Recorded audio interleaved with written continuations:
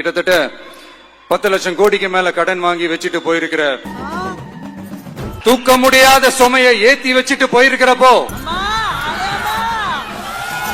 கஜானாவை சுத்தமா தொடச்சி வலிச்சு வச்சுட்டு போயிருக்கிறப்போ, மே மாதத்திற்கான மகளிர் உரிமை தொகை ரூபாய் 1000 வரவு வைக்கப்பட்டுள்ளது.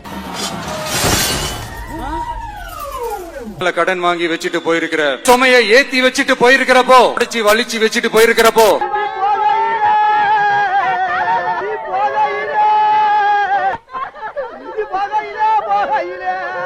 அதாவது இன்னைக்கு நம்ம தமிழ்நாடு கவர்மெண்ட் இந்த நிலைமையில தான் இருக்கு.